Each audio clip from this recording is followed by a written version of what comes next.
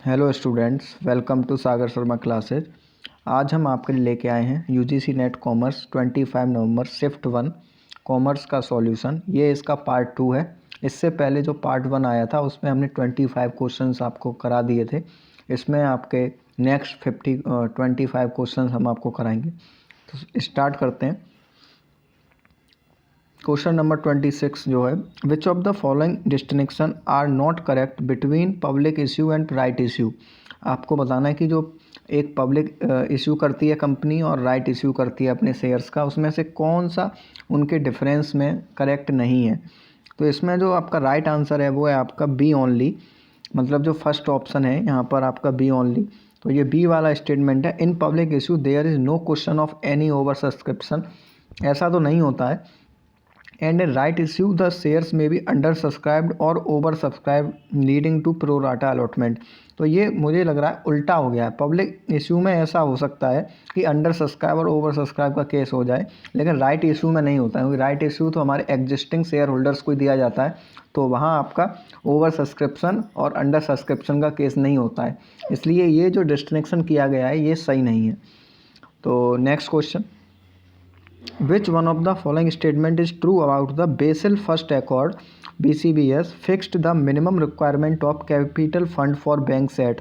तो ये तो आपका स्टैटिक क्वेश्चन है। इसमें 8% of the total risk weight assets आपकी minimum requirement of capital fund ये बेसल फर्स्ट में आपका सेटअप किया गया था। तो आपको याद रखना है 8% of total risk weighted assets. Question number 28, which of the following persons can not use ITR4। ITR4 कौन से पर्सन यूज नहीं कर सकते हैं। तो जो डायरेक्टर ऑफ अ कंपनी है वो नहीं कर सकता है। Who has held any unlisted equity share वो नहीं कर सकता है। Who has any asset located outside India वह भी नहीं कर सकता है। तो जो राइट आंसर है वो है आपका ABC ओनली। पेनिट्रेशन प्राइसिंग के बारे में ये क्वेश्चन है। Penetration pricing strategy delivers results. तो ये हम आपका कब यूज करते हैं पेनिट्रेशन प्राइसिंग, आपको ये बताना है। तो ये हम जब यूज करते हैं where price quality association is weak, when the market is characterised by intensive competition, और when the firm uses it is an entry strategy. Penetration मतलब जब आप अपने प्रोडक्ट का लो प्राइस रखते हो वो होता है पेनिट्रेशन प्राइसिंग। तो इन तीनों केसेस में ये पेनिट्रेशन प्राइसिंग स्ट्रेटजी आपकी डिलीवर हो सकती है। A, C and D, right option is 3। Question number 30, following are the problems that may an optimal international diversification. आपको बताना है कौन कौन सी प्रॉब्लम हो सकती हैं in an optimal international diversification. तो अनफेवरेबल एक्सचेंज रेट मूवमेंट्स भी हो सकता है, फ्रिक्शंस इन इंटरनेशनल मार्केट भी हो सकते हैं, मैनिपुलेशन ऑफ सिक्योरिटी प्राइसेस भी हो सकता है, और अनइक्वल एक्सेस टू इन्फॉर्मेशन भी हो सकता है। तो राइट आंसर आपका 4 है, ABCD, all are the optimal international diversification problems. Question number 31, for a given set of paired data the correlation and regression coefficient have been calculated as being equal to R, Bxy and Byx respectively. Now each have the value of X series divided by 4.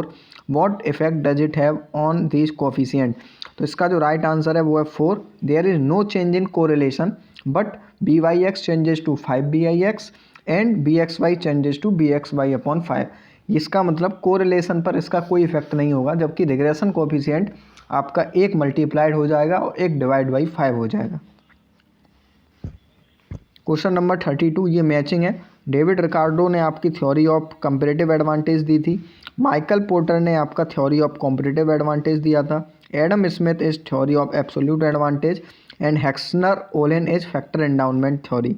तो इसका D का second से अगर हम देखें तो question option number 2 आपका right answer हो जाएगा। Question number 33, X an employ of private company gets 30,000 per month basic salary and entitled to ₹1500 per month as entertainment allowance. What are the deductions under 16 second from gross salary in respect of entertainment allowance. Right answer is nil, क्योंकि answer यहाँ लिखा हुआ है private company में employ है। Private company के लिए 16 second वाली डिडक्शन अवेलेबल नहीं होती हैं, ये केवल गवर्नमेंट एम्प्लॉय के लिए होती हैं। तो यहाँ आंसर आपका नील हो जाएगा, उसे कोई भी डिडक्शन नहीं मिलेगी। Question number 34, which of the following can be categorised as pupil processing service. Pupil processing service आपकी होती है हेल्थ केयर सर्विस। यहाँ क्योंकि आपको पता है यहाँ पेशेंट्स का ट्रीटमेंट किया जाता है, तो ये एक तरह से प्यूपिल प्रोसेसिंग सर्विस कहलाई जाती है। तो राइट आंसर आपका 1 हो जाएगा। 35, ये कुछ बुक्स हैं और उनके ऑथर्स को आपको मैच करना है। वेल्थ ऑफ नेशंस काफ़ी फेमस है, Adam Smith. Principal of political economy, ये क्वेश्चन नंबर कौन सा है, ये क्वेश्चन नंबर 35 है। 35 का जो राइट आंसर है वो है आपका T2, ए का 3rd, बी का 4th principle of political economy David Ricardo, and C का 1st principle of population Thomas Malthus, और Das Kapital is Karl Marx. तो राइट आंसर आपका 2 ऑप्शन हो जाएगा। Question number 36, given below are 2 statements, आपको बताना है कि ये असर्शन रीजन है। ITR 1 can be used by an individual whose total income does not exceed ₹1 crore. तो ये स्टेटमेंट तो गलत हो जाएगा। A is not correct but R is correct. ITR 1 can not be used by an individual who is director of a company, ये सही बात है, sorry. Question number 37, which of the following statement is correct relating to Indian financial system. तो आपको बताना है RBI has direct supervision over deposition and mutual fund, नहीं। Monetary control is exercise through cash reserve ratio and statutory liquidity ratio.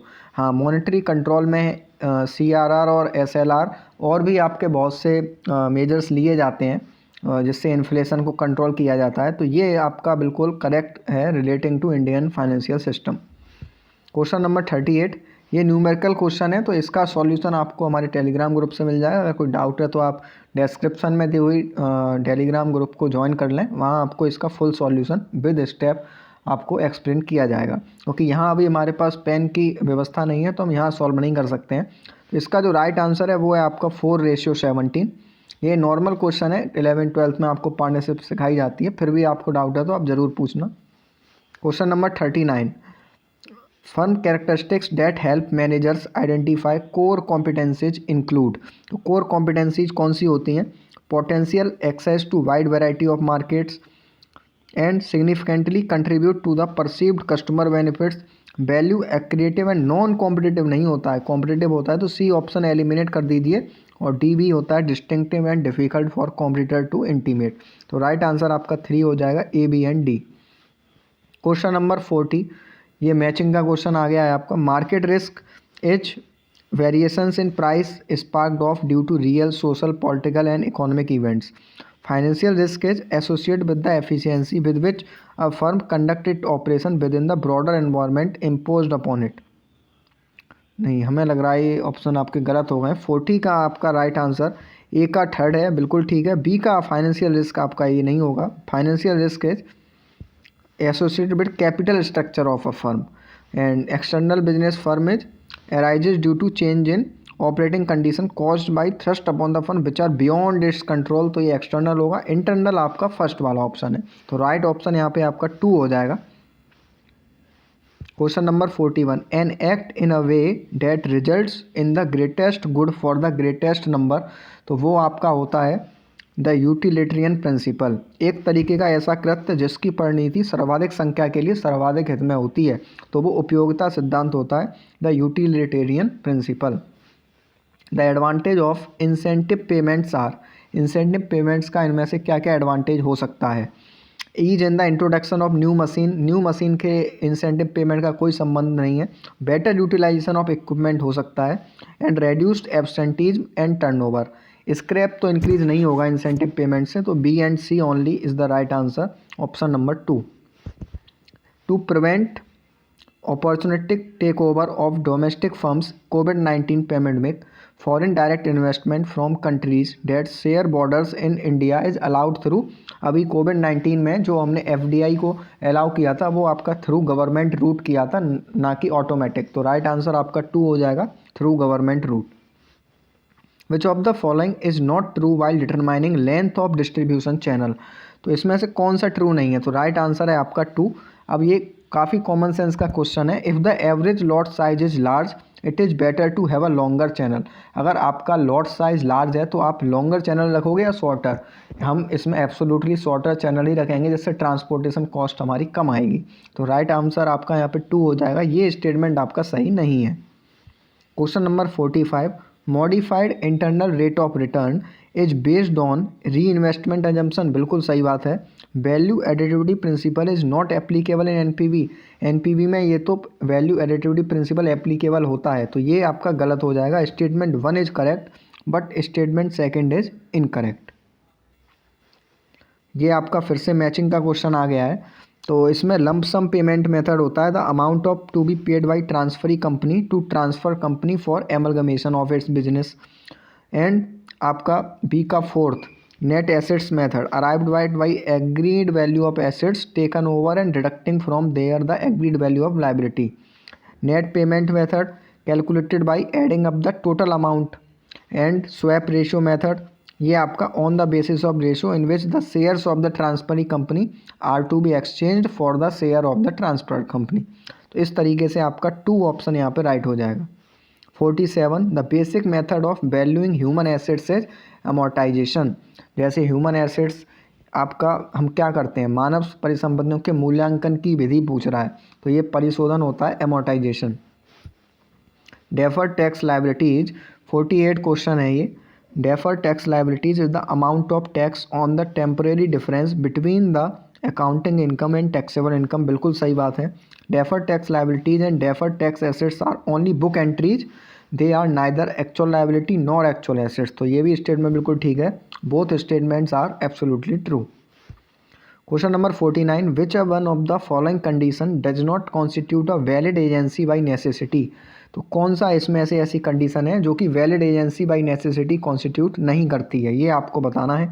तो right answer है आपका destruction of the subject matter of the contract of agency. अगर contract of agency का subject matter destruct हो जाएगा तो वो कंडीशन नहीं है वैलिड एजेंसी की। लास्ट क्वेश्चन इस वीडियो का, logical sequence the following in the process of entering international market outlined in the Uppsala model. तो उपासला मॉडल में आपको पता है, इसमें आप एक ऑप्शन से इसका राइट आंसर देख लोगे, वो है डोमेस्टिक ऑपरेशन। सबसे पहले कोई भी कंपनी डोमेस्टिक ऑपरेशन स्टार्ट करती है, तो डी ऑप्शन आपका यहाँ पे सबसे पहले आ रहा है। उसके बाद स्पोरेडिक आप एक्सपोर्ट्स करोगे, उसके बाद आप एक्सपोर्टिंग बाय इंडिपेंडेंट रिप्रेजेंटेटिव, उसके बाद establishing a foreign sales subsidiary, and last में foreign production and manufacturing start करेंगे। तो राइट वन आपका बन जाएगा 3rd ऑप्शन। तो आशा करते हैं ये क्वेश्चन आपके लिए आगे भी लाभदायक होंगे, और जो बच्चे पहली बार नेट का पेपर दे रहे हैं वो तो ये ज़रूर देखें ही कि किस तरीके के क्वेश्चन एग्जाम में आते हैं। धन्यवाद।